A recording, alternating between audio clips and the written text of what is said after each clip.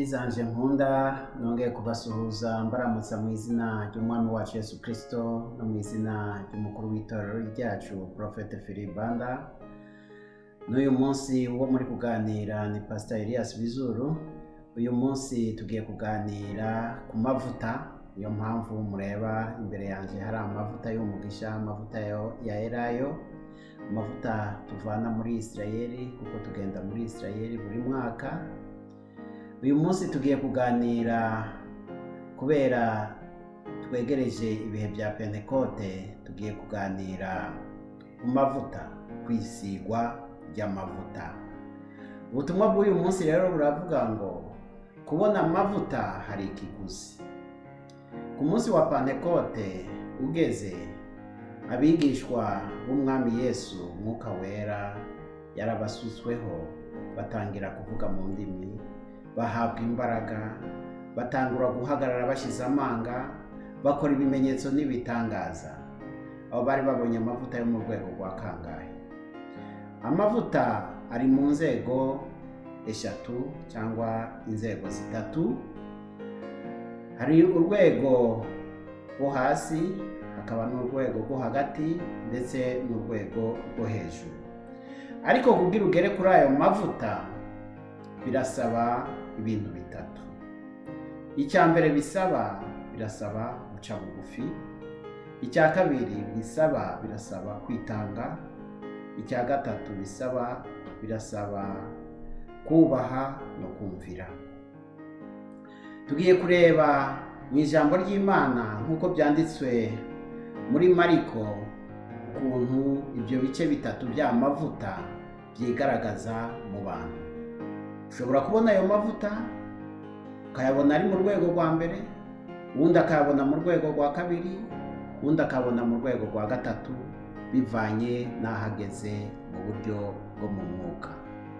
Dusomye muri Mariko ibice 4 ku murongo wa 20, ngo kandi abagereranywa na za zindi zabibwe mu butaka bwiza, abo nibo bumva ijambo ry'Imana bakaryemera, nibo bera imbuto imwe 50, undi 60, undi 100, bityo bityo. Ndasubiramo ngo nibo bera imbuto, umwe 30, undi 60, undi 100, bityo bityo. Nshuti yanje, urebye muri iri jambo ni umugani w'uwo mubibyi Yesu yari kuvuga. Hari abo bose bahawe ijambo, hari abataryakiriye, hari abaryakiriye rirakura, ariko nyuma riza kunigwa n'amahwa. Umutima wabo harimo ubutaka bwiza wo kuryakira, ariko kubera iki? Kubera irari ry'iby'umubiri, kubera ubuzima babayeho ngaha mu isi, guhangayikira iby'isi cyane, iryo jambo rinigwa, ayo niyo yabaye amahwa. Ariko hariyo n'abandi ijambo ngo ryaguye mu butaka bwiza.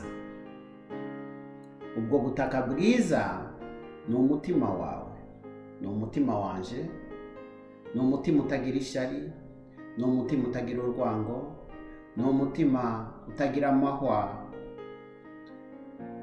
y'uburyarya, ni umutima utagira amahwa yo gusharira, ni umutima utagira amahwa y'amahane, y'umwiryane, ni umutima utagira ubwibone, ndetse ni umutima uciye bugufi. Ubwo nibwo butaka bwiza Yesu yariko aravuga. Ijambo ry'Imana ryaguyemo, abantu bakaryakira, rigakura, ndetse urubuto rumwe rugatanga imbuto nyinshi. Muri umwe hakaboneka imbuto 30, mu wundi hakaboneka imbuto 60, mu wundi hakaboneka imbuto 100. Kubera iki bitandukanye uko nguko? Imbuto yatewe yari imwe, yari ifite imbaraga zimwe, yari ifite ubushobozi bumwe, ndetse ijambo ry'Imana birari rimwe kuri bose. Ariko se kubera iki bamwe imbuto mu gusarura habonetse 30, abandi hakaboneka 60, abandi hakaboneka 100. Ibyo byose ibisobanuro by'ibyo bifatiye ku kuntu tubyitwaramo.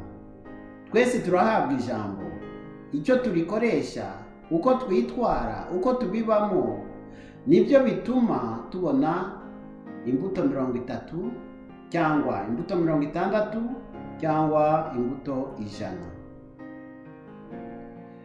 Uko tubyitwaramo ni gute? Bamwe baricisha bugufi, abandi bakitanga cyane, bagakora cyane, bagashakisha cyane, bakiga cyane, bagasenga cyane, bakarara basenga, abandi biryamiye, abandi bameze bitwaye ukundi byoroheje. Abo rero hano haba itandukanirizo. Bamwe nubwo bose ari ubutaka bwiza, ukabona bamwe bafite imbuto 30, abandi 60, abandi 100. Yesu arashaka kugira imbuto 100. Imbuto 100 nicyo twita full anointing, amavuta yuzuye. Uba wujujwa mu mavuta. Icyo ugomba gukora ni kumenya rero uko ubyitwaramo, ukamenya ukuntu wicisha bugufi. Icyo nicyo kizaguhesha amavuta menshi cyane. Ukamenya ukwitanga, ugasenga cyane, ukiga ijambo cyane, ukaba mu Mana cyane, ntukererwe guterana, ukaba uri kumwe n'abera, ukishimira ijambo ry'Imana, ukishimira kuba hamwe n'abera. Ibyo biratuma ugera ku mbuto 60 ndetse ukagera no ku mavuta ya nyuma arizo mbuto 100. Umuntu wese arakura. Ushobora kuva ku mbuto 30 ukagera ku mbuto 60 ukongera kugera ku mbuto 100. Yesu ubwe, ijambo ry'Imana muri Luka ibice 2 ku murongo wa 40 aratubwira ngo umwana arakura, ngo agwize imbaraga, ngo yuzuzwe ubwenge, ngo kandi ubuntu bw'Imana bwari muri we. Niba Yesu yagombye gukura mu buryo bwo mu mwuka, nawe ugomba gukura mu buryo bwo mu mwuka. Tugomba gukura mu buryo bwo mu mwuka. Ushobora kuva ku mavuta ya 30 ukagera ku mavuta ya 60 ukagera no ku mavuta y'100. Mu buryo bwo mu mwuka,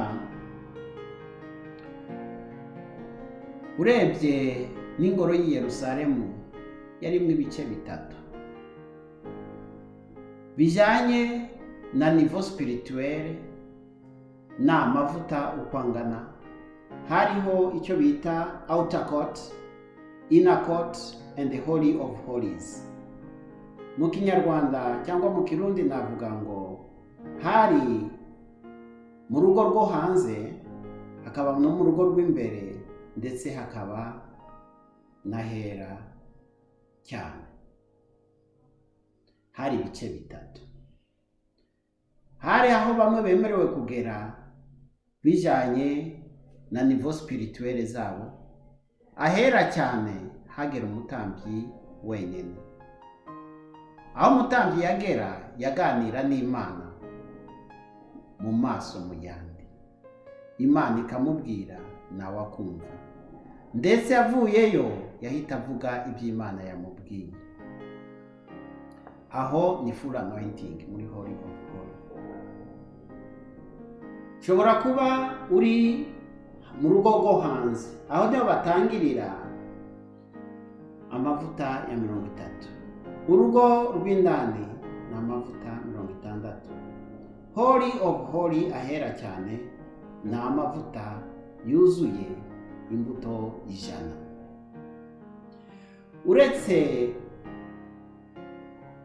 n'ikimegereranyo cy'ingoro y'i Yerusalemu ya kera, n'Imana yari yarategetse muri Kuva ibice 23 ku murongo wa 14 ngo uko umwaka utashye ngo uje unziririza iminsi mikuru 3. hari iminsi mikuru itatu.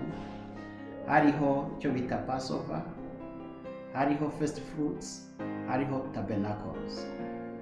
Babivuga mu Kinyarwanda bavuga hariho Pasika y'Abayahudi, hari kuba igihe bizihiza ugusarura, hari igihe cy'umunsi mikuru y'amahema. Ni iminsi itatu. Muri ibi bihe naho nyine dufite mu mwaka iminsi ikomeye mikuru itatu. Hariho Pasika, aho Yesu yadupfira agapfa akazuka. Hariho Pentekote, aho Yesu yohereza Mwuka Wera akamanukira ku batumwa bagahabwa imbaraga zo guhamya Yesu Kristo i Yerusalemu, i Samariya no kugeza ku mpera z'isi. Ntabwo bahawe imbaraga zo guhinga, ntabwo bahawe imbaraga zo kubaka amazu, ntabwo bahawe imbaraga zo gukora business, ntabwo bahawe imbaraga zo kurwana mu buryo bw'umubiri. Bahawe imbaraga zo kwamamaza Yesu Kristo i Yerusalemu, i Samariya ndetse no kugera ku mpera y'isi. Nshuti yanje, amavuta ya Pentekote nawe akumanukira uyu munsi. Wamamaze Yesu Kristo uhereye i Yerusalemu, uhereye mu muryango wawe, uje mu mudugudu wawe, uje mu gihugu cyawe, ndetse ugeze no ku isi yose wamamaza Yesu Kristo. Niyo mpamvu ya Mwuka Wera mu kwamamaza Yesu Kristo. Iyo minsi ni itatu. Hari umunsi wa Pentekote, hakaba umunsi wa Pasika, umunsi wa Ascension n'umunsi wa Pentekote. Umubare gatatu ubundi bisobanuye ko ari umubare wuzuye. Niyo mpamvu na Yesu Kristo igihe yatangira umurimo wiwe ngaha ku isi yari afite imyaka 30. Ivugabutumwa, imirimo yakoze ngaha mu isi yayikoze imyaka 3.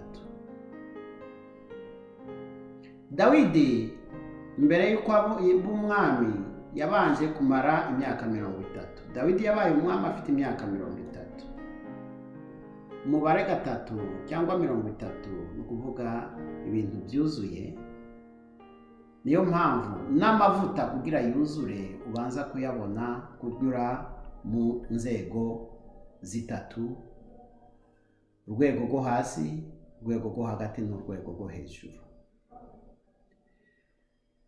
Ndetse urebye kugira unyure muri izo nivo zose, izo nzego zose, hariho ikigomba gukoreka. Urebye n'ibiryo byo mu mwuka ugomba kurya bigomba kuba bitandukanye. Pawulo niwe yavuga ngo mu Bakorinto ngo nabaramije amata ngo sinabagaburiye ibyo kurya bikomeye kuko mwari mutarabibasha, kandi nanone ntimurabibasha kuko mukiri aba kamere. Ubwo muri mwe harimo ishyari n'amahane. Hari amavuta utabasha kubona kubera ukiri muri kamere y'umubiri. Ugomba kwiyambura ibiri bibi mu mutima wawe, ukiyambura ishyari, ukiyambura urwango, ugatanga imbabazi, gusharira kukakuvamo, ndetse ukaba uwera, ukemerera Imana ikagutunganya. Ibiryo bigaburirwa abana bo mu mwuka ni amata. Abamaze gukuraho gake babagaburira umugati, ariko ibiryo bikomeye nibyo abamaze gukura mu mwuka. Nshuti yanjye, ugeze he? Uracyagaburirwa amata? Uri kugaburirwa umugati? Cyangwa uri kugaburirwa inyama? Uri kugaburirwa ibiryo bikomeye?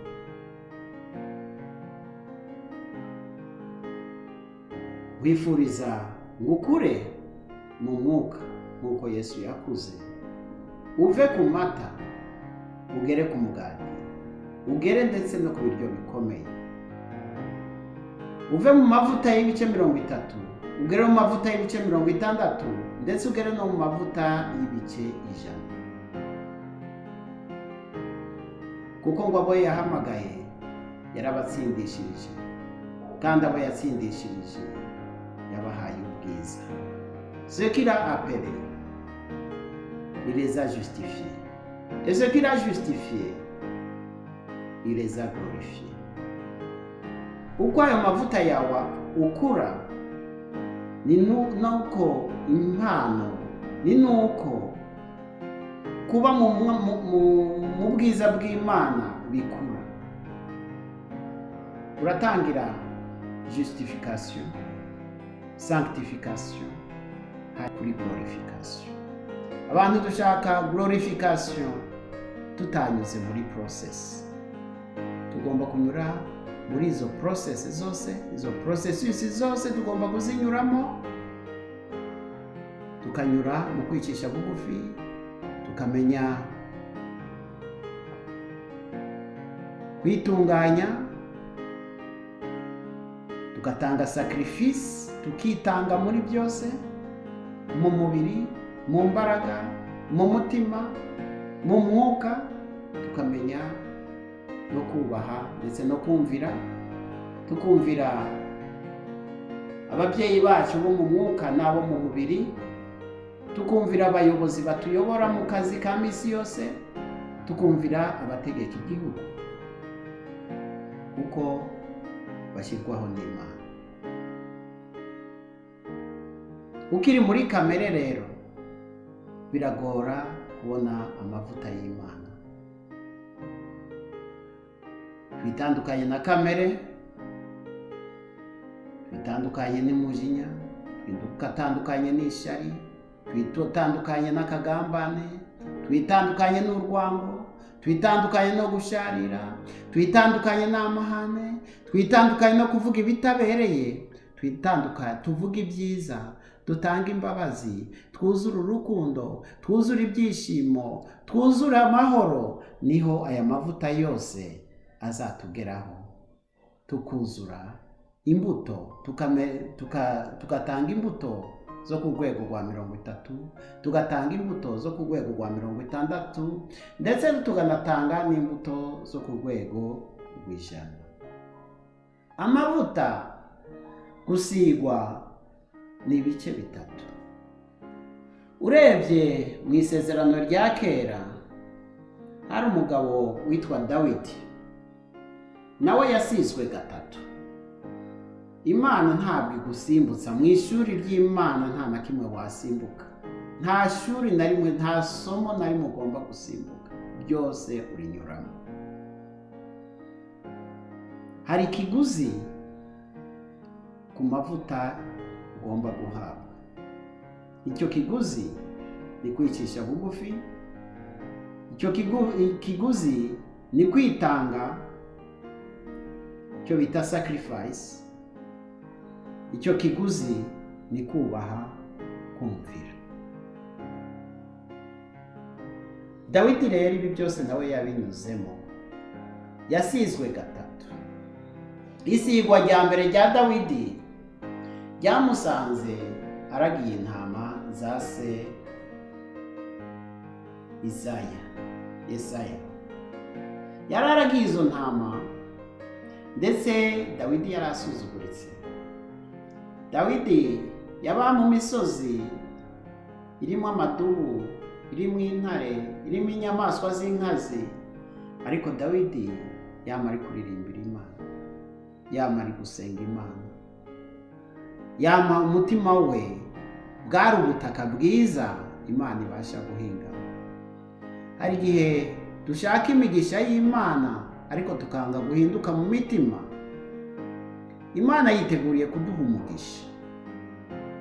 Umugisha w'Imana nawugereranya nka kargo y'indege yuzuye imigisha Imana izanye, ikuzaniye wewe aho uri hose. Iyo kargo irazanye imigisha wasabye Imana. ariko piste d'atterrissage, ikibuga cy'indege iri iza kurwako iyo ndege ni umutima wawe. Igomba gusanga mu mutima wawe nta shyari ririmo, nta rwango rurimo, nta gusharira kurimo, nta kagambane kurimo, nta kudatanga imbabazi kurimo, kuko ibyo byose birimo ni bariyeri zibuza indege kwaterisa. Niyo mpamvu wasenze igihe kirekire ukabona ibisubizo ntabwo biri kuza. Hari icyo ugomba gukora mu mutima wawe, ukavanamo ibidahwitse, ukatuvanamo ibitari byiza, iby'Imana itishimira, nk'uko byanditse mu Bagalatiya ibice 5:23. Wivanemo gusharira kose, wivanemo urwango rwose, wivanemo agahinda, wivanemo utatanga imbabazi, kuko ibyo byose nibyo bibuza indege izanye ibisubizo by'Imana, bikayibuza kugwa ku kibuga cy'indege ari wo mutima wawe. Dawidi yari afite umutima mwiza, bwari ubutaka bwiza. Imana irashaka ubutaka bwiza. Ubutaka bwiza ni umutima wawe, umutima wawe uboneye, kuko ijambo ry'Imana riravuga ngo hahirwa abafite imitima iboneye, ngo kuko nibo bazabona Imana. Imana izaza mu mutima wawe kubera umutima wawe uboneye, kubera nta nzika irimo, nta rwango rurimo, nta shyari ririmo, nta gahinda karimo, nta mahane arimo, nta mujinya urimo, nta bwibone burimo. Ubwo nibwo butaka bwiza Imana ishaka. Dawidi umutima we wari umeze nk'uko. Niyo mpamvu Imana yamuhisemo mu bandi bana bose bavukana. Nta gikundiro yari afite, nta gitinyiro yari afite, ndetse yari asuzuguritse imbere y'abandi bana bose, ariko Imana niwe yahisemo, kuko Imana ntireba uburanga bw'umuntu, ntireba indeshyo y'umuntu, ntireba uko ureba, ntireba uko usa, ntireba uko uvuga, ntireba umuryango wavukiyemo, ntireba ibyo ufite, ntireba igitinyiro cy'abisi baguha, ahubwo ireba umutima wawe. Yesu ashimwe cyane. Dawidi yabonye amavuta ya mbere, aragiye intama. Amaze kubona ayo mavuta, ubuzima bwe bwahise buhinduka, burahinduka buba igitangaza. Yarwana n'idubu akayisenya, yarwana n'intare akayishwanyaguza. Ibyo yahawe imbaraga zikomeye cyane, aho yari amaze kubona amavuta yo mu rwego rwa 30. Ayo mavuta umaze kuyahabwa, nshuti yaje, uzirukana abadayimoni, uzasenda abazimu, uzahangana n'imbaraga z'umwijima zikomeye kandi uzazitsinda. Dawidi yasenye Goliyati, aramwica mu kigihanga, kubera yari amaze kubona amavuta yo mu rwego rwa mbere, urwego rwa 30. Ayo mavuta azaguha kunesha abanzi bawe. Umaze kubona ayo mavuta, nta mwanzi wawe azokwikina hejuru, nta mudayimoni uzakugaraguza agati. Kubera iki? Umaze guhabwa amavuta yo mu rwego rwa 30. Ayo mavuta umaze kuyahabwa, uyabungabunge, kuko amavuta nayo aratakara, akabura. Nubwo warayahawe akagenda akabura. Uyabungabunge. Uyabungabungisha iki? Kwicisha bugufi. Uyabungabungisha iki? Kwitanga. Uyabungabungisha iki? Kubaha no kumvira. Amaze kubona amavuta ya 30, Dawidi yarazamutse, noneho ashakisha amavuta ya 60 yo mu rwego rwa 60. Kugira agere aho ngaho ntabwo byamworoheye. Sawuli umwami wa Isirayeli yahise atangira kumuhiga, amuhiga bukware ashaka kumwica. Dawidi yarara mu buvumo, Dawidi yarara mu misozi, Dawidi yaragira ubwoba, Dawidi yararira cyane. Dawidi yanyuze mu butayu bukomeye cyane. Amavuta yose kuyabona ku rwego urwo ari rwo rwose hari ikiguzi. Kugira yagereho Dawidi hari icyo yakoze, hari ubwitange bukomeye yakoze. yaritanze cyane, yararwanye cyane, ararwana na kamere ye, ndetse hageze n'igihe yabasha kwica Sawuli aranga kumwica. Kubera iki? Kubera yari afite umutima uboneye, yubaha Imana, ati ntabwo amaboko yanjye yakwica umuntu wasizwe n'Uwiteka. Yatinye Imana, yubaha Imana, yaritanga cyane Dawidi, kandi yarubaha, yarumvira, yaraciye bugufi. Ibyo byamufashije kugera ku mavuta ya 60. Amavuta ya 60 yagiye kuyageraho Sawuli amaze gupfa. Kamere yawe niyapfa uragera ku mavuta ya 60. Bimwe bibi byose twavuga, urwango, ishyari, umujinya, amahane, ubwibone, gusharira, agahinda, niwapfa kuri ibyo bintu, amavuta ya 60 arakugeraho, winjire muri izi mbaraga. Hageze igihe Dawidi noneho umuryango w'Ubuyuda, ubwami bw'Ubuyuda buraza bumusiga amavuta i Heburoni, aba umwami w'igice kimwe cya Isirayeli. Ntabwo yabaye ahise aba umwami wa Isirayeli, yabaye umwami w'igice cya Isirayeli, igice cy'Ubuyuda. Yayo yari amavuta ya 60.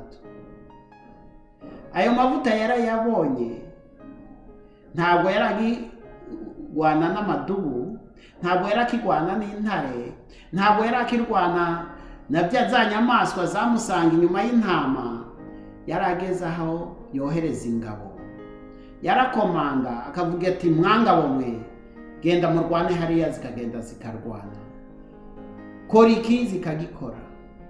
Nawe ugeze mu mavuta ya 60, icyo uvuga cyose hari ingabo zo mu ijuru, hari abamarayika batabarika bahita bakoreshera ku magambo yose uvuze, bakagenda bagasohoza ibyo uvuze. Aho ugeze ku mavuta ya 60, uravuga, Imana ikihutira gusohoza amagambo usohoye.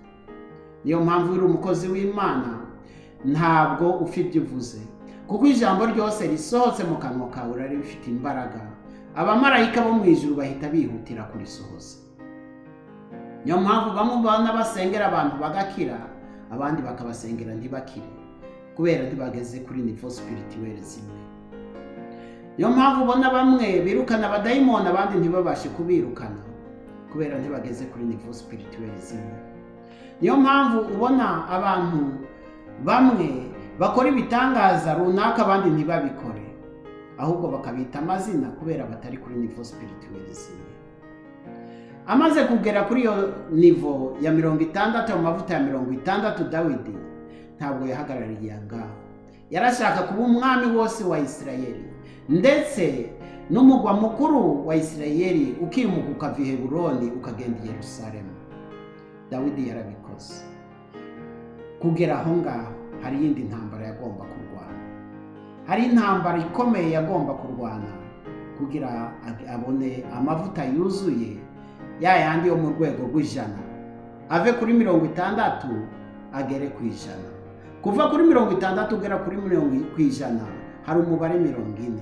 Iminsi 40 y'ubutayu yagomba kuyinyuramo. Yesu nawe imbere y'uko atangira umurimo we ngaha mu isi, yabanje kumanuka kuri Yorodani arabatizwa.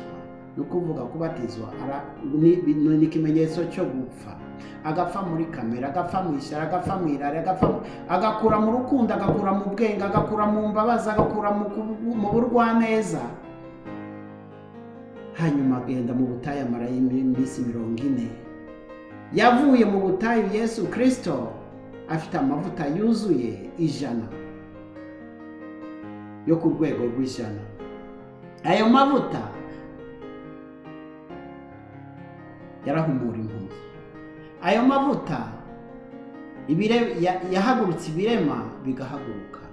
Ayo mavuta uretse no kwirukana abadayimoni, yaratuma agenda no ku nyanja, yaratuvuma umutini ukuma, yakora ibitangaza bikomeye. Niyo mpamvu ubona bamwe bari mu rwego rw'ibitangaza bikomeye, abandi bari mu rwego rwo hasi. Abantu ntabwo bari mu mavuta amwe, ntibari kuri nivo zimwe.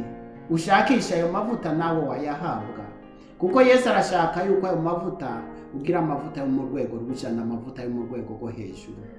Dawidi yabonye ayo mavuta aba umwami wa Isirayeli yose. Ugeze kuri ayo mavuta yo mu rwego rw'ijana, uhita winjira hera cyane, uhita uvugana n'Imana, uhita uba umutambyi mukuru, nk'uko ijambo rivuga ngo turi abami n'abatambyi. Iyo uri umutambyi uvugana n'Imana, ugakora ibyo Imana ivuga, ukayoborwa n'Imana, ukumva ijwi ry'Imana, ibyo ukora byose muba muri umwe n'Imana. Uba ugeze muri rwa rwego uvuga ngo ntabwo ari jye nkiriho, ngo ni Yesu Kristo uri muri jye. We na Kristo muba muri umwe.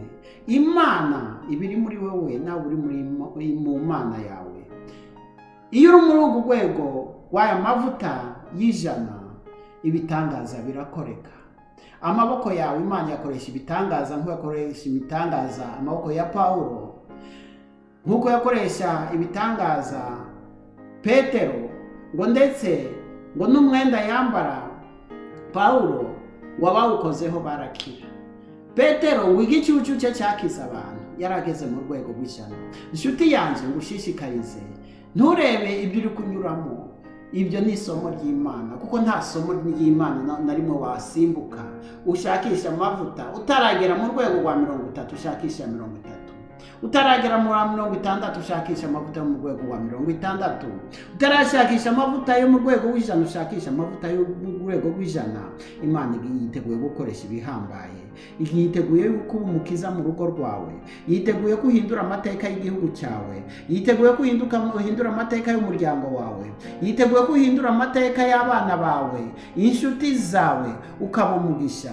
Ndetse ntabwo uzaba umunyamugisha, uzahinduka uba umugisha. Abantu benshi bakuboneremo umugisha, abarwaye bakire, abazonzwe n'abadayimoni babohoke, ibisenzegeri bikire, abatumva bumve, impumyi zirebe. Yesu akumpera amavuta y'umugisha gusige. Nubwo hari ikiguzi, wemere kugitanga, wicishe bugufi, witange, ube igitambo kizima, umubiri wawe ube igitambo kizima, hanyuma wubahe, wumvire. Yesu yiteguriye kukugirira neza. Yesu yiteguriye kukugirira neza, nshuti yanjye. Nguhesheje umugisha, Imana ikurebe neza, Imana ikumurikishirize mu maso hayo, Imana ikugirire neza, Imana iguha amahoro. Imana ya Aburahamu, Imana ya Isaka, Imana ya Isirayeli ikugirire neza. Shalom.